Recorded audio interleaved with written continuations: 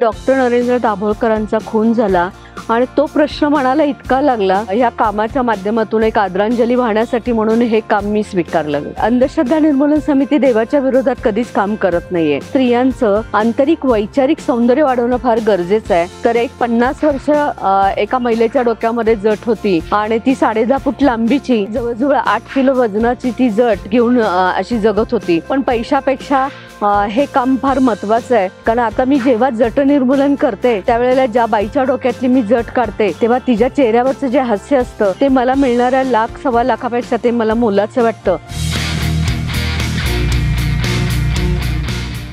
नमस्कार. लोकसत्ता ऑनलाईनच्या गोष्ट असामान्यांची या विशेष मालिकेत तुम्हा सर्वांचं पुन्हा एकदा स्वागत. मित्रांनो, आजचा आपला विषय थोडा वेगळा आहे आणि तितकाच महत्त्वाचा देखील आहे. महत्त्वाचं यासाठी कारण आपण ज्या समाजात वावरतो, जे सामाजिक प्रश्न आपण मांडतो त्याचाच हा एक भाग आहे आणि त्यावर चर्चा होणं गरजेचं आहे. आज आपण भेटणार आहोत नंदिनी जाधव यांना. नंदिनी जाधव या अंधश्रद्धा निर्मूलन समितीच्या राज्य कार्यकारिणी सदस्य आहेत. गेल्या 10 वर्षांपासून त्या जट निर्मूलनाचं काम करत आहेत. त्यांचा हा प्रवास नेमका कसा आहे जाणून घेऊया. नमस्कार, मी नंदिनी जाधव, महाराष्ट्र अंधश्रद्धा निर्मूलन समितीची राज्य कार्यकारिणी सदस्य म्हणून मी आता काम करते. डॉक्टर नरेंद्र दाभोळकर जे अंधश्रद्धा निर्मूलन समितीचे संस्थापक कार्याध्यक्ष आहेत आणि त्यांचा 20 ऑगस्ट 2013ला त्यांच्या डोक्यामध्ये गोळ्या घालून खून करण्यात आला. खरं म्हणजे अंधश्रद्धा निर्मूलन समितीमध्ये मी फक्त 2 महिने आधी जॉईन झाली होते. तसा माझा अंधश्रद्धा निर्मूलन समितीशी जास्त संपर्क नव्हता आणि डॉक्टरांचं काम मी जवळून पाहत होते आणि त्याच्यामध्ये मला थोडा रस निर्माण होत चालला होता की हे काम खूप चांगलं आहे.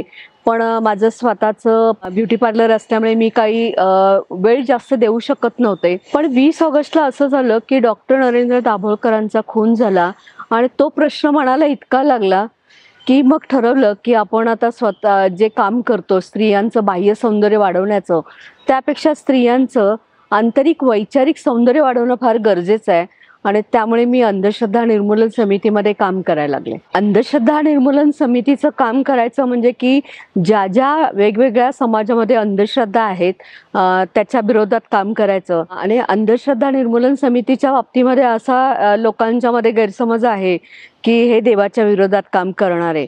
खरं म्हणजे अंधश्रद्धा निर्मूलन समिती देवाच्या विरोधात कधीच काम करत नाहीये. कारण श्रद्धेचे उपासनेचे स्वातंत्र्य संविधानानं आपल्याला दिलेले आहेत. त्याच्यामुळे आम्ही ते मानतो त्या चौकटीत राहूनच काम करत असतो. आणि अंधश्रद्धा बघितल्या तर भरपूर अंधश्रद्धा आहेत वेगवेगळ्या पद्धतीने.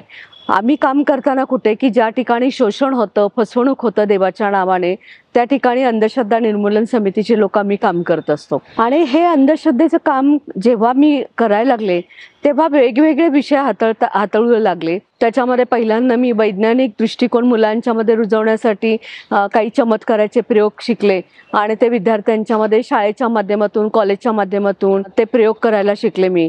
आणि त्याच्यानंतर जो कायदा आहे डॉक्टर नरेंद्र दाभोळकर ज्यासाठी लढा देत होते 18 वर्ष, त्या कायद्याच्या संदर्भामध्ये डॉक्टरांच्या खुनानंतर जो कायदा पारित करण्यात आला त्या कायद्याचा प्रचार प्रसार करण्यासाठी म्हणून संपूर्ण महाराष्ट्र आम्ही पिंजून काढला होता. त्यानंतर जात पंचायतीचा जो विषय आहे की तो डॉक्टरांच्या खुनानंतर जात पंचायतीचा जो सामाजिक बहिष्कृत कायदा जो आला त्याच्याही बाबतीमध्ये जेव्हा वेगवेगळ्या केसेस यायला लागले त्याही आम्ही हाताळायला लागलो.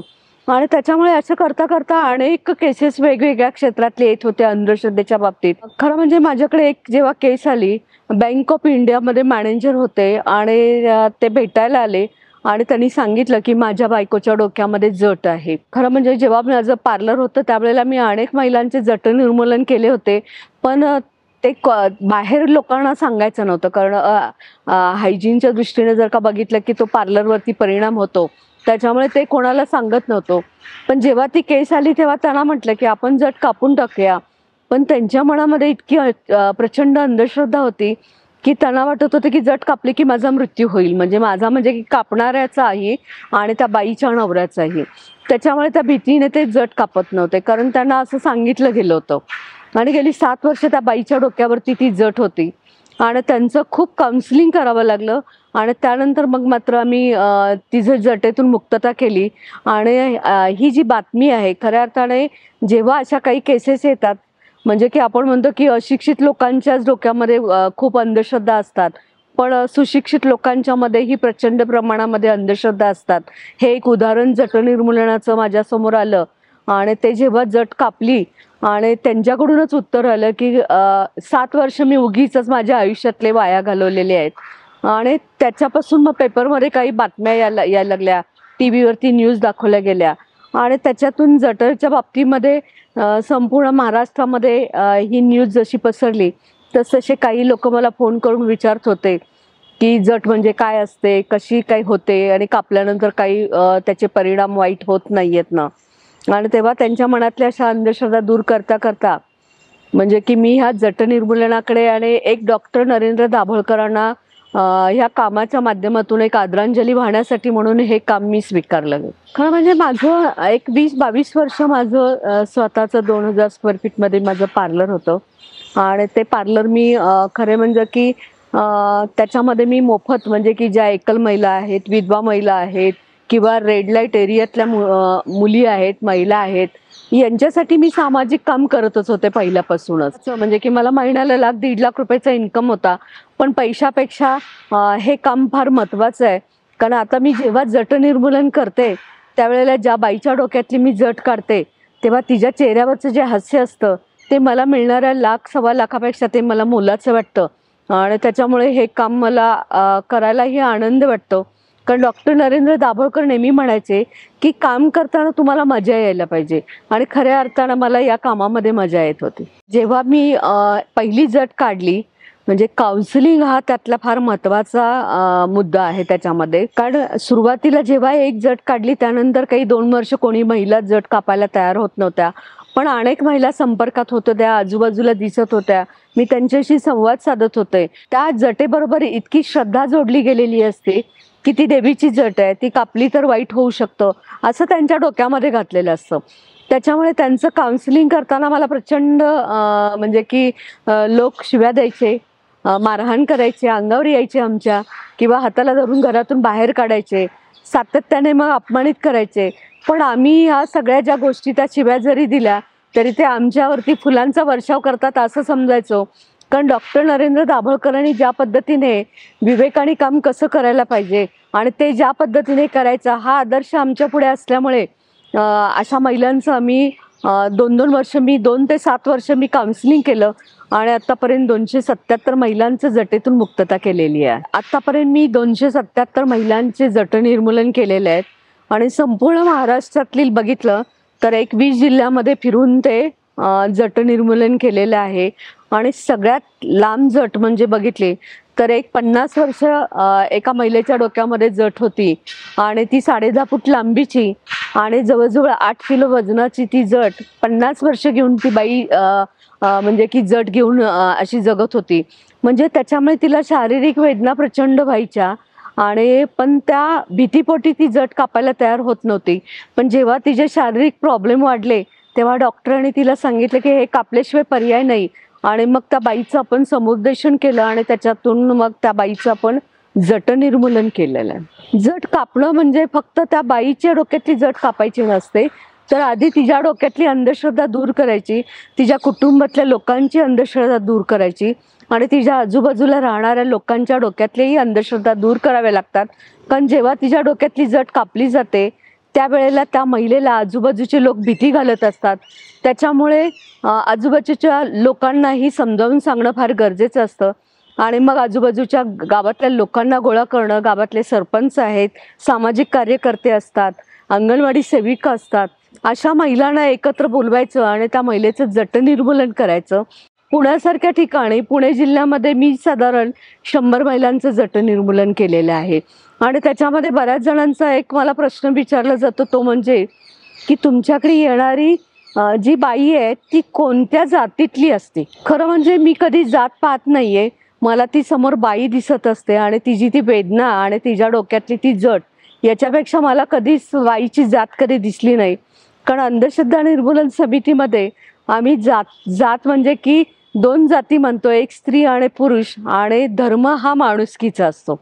आणि जेव्हा मी एकाने प्रश्न विचारल्यानंतर जेव्हा मी त्याचा अभ्यास केला तेव्हा सर्व जातीतल्या आणि सर्व धर्मातल्या महिलांचे जट निर्मूलन केलेले आहेत.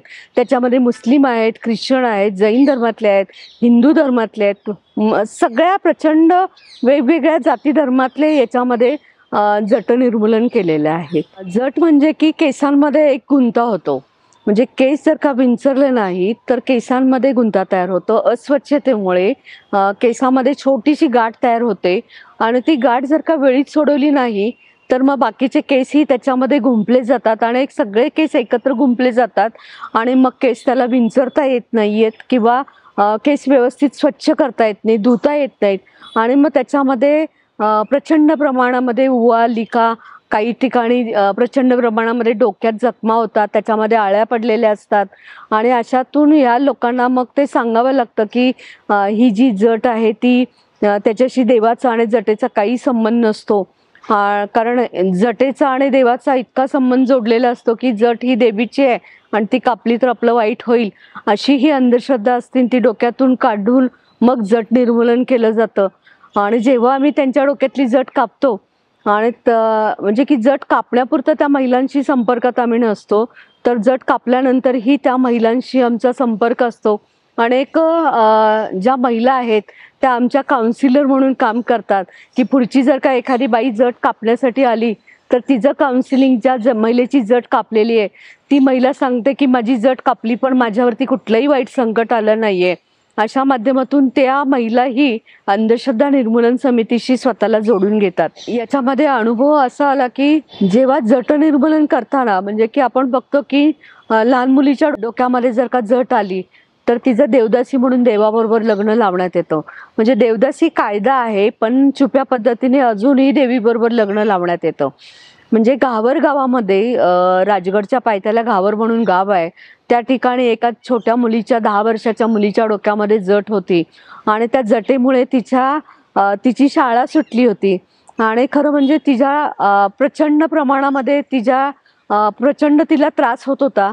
आणि तिच्या गावातल्या एका मुलीने मला फोन करून सांगितलं की आमच्या इथे एका मुलीच्या डोक्यामध्ये जट आहे आणि तिचं देवीबरोबर लग्न लावण्यात येणार आहे, तर तुम्ही त्याच्यासाठी काही करू शकता का.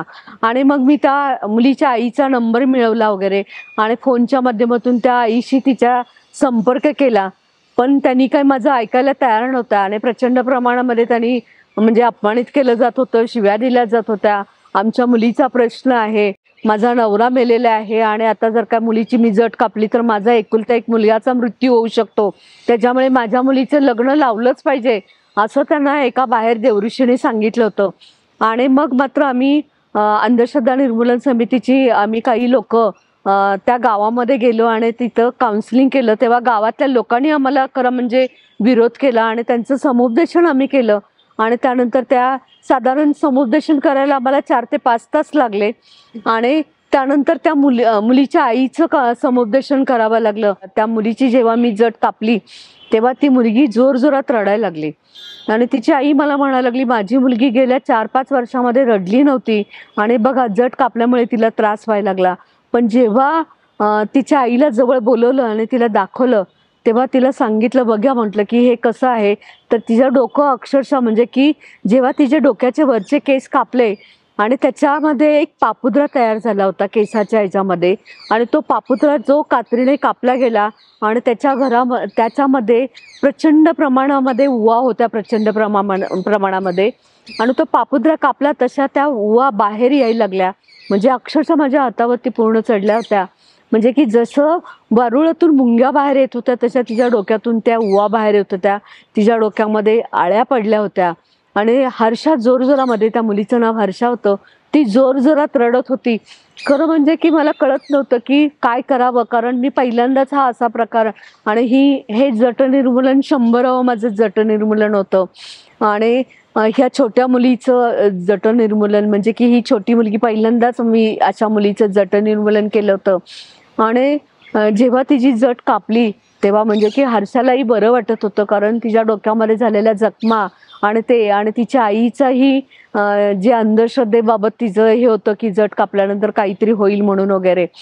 पण जेव्हा ती जट कापली तेव्हा तिच्या आईलाही बरं वाटलं की तिच्या आईनंच परत कबूल केलं की मी मुलीचं माझ्याच हातून म्हणजे वाईट केलं असतं आणि तुमच्यामुळे माझ्या मुलीचं खरं म्हणजे खूप चांगलं झालेलं आहे आणि आता हर्षा खूप चांगली आहे. म्हणजे हा माझ्यासाठी खूप अनुभव अतिशय महत्त्वाचा होता, की त्या मुलीची एक देवदासी म्हणून ज्या पद्धतीने लग्न लावण्यात येत होतं ते लग्न आम्ही थांबवलं होतं आणि तिची मुक्तता फार महत्त्वाची होती आणि आता हर्षा व्यवस्थित शाळेमध्ये शिक्षण घेते. तिच्या आईचं, तिच्या गावातल्या लोकांचं, तिच्या कुटुंबातल्या लोकांचं परिवर्तन हे अंधश्रद्धा निर्मूलन समितीसाठी खूप महत्त्वाचं होतं. अशा अनेक बुवाबाजीची प्रकरणं आम्ही हाताळलेली आहेत. काही स्ट्रिंग ऑपरेशन करूनही काही बाबा-बुवा पकडलेले आहेत. तर अशा अनेक केसेस म्हणजे जादूटोणा विरोधी कायद्याची साथ मिळाल्यामुळे अनेक बाबा-बुवा जेलमध्ये आता जेलमध्ये गेलेले आहेत या कायद्याअंतर्गत.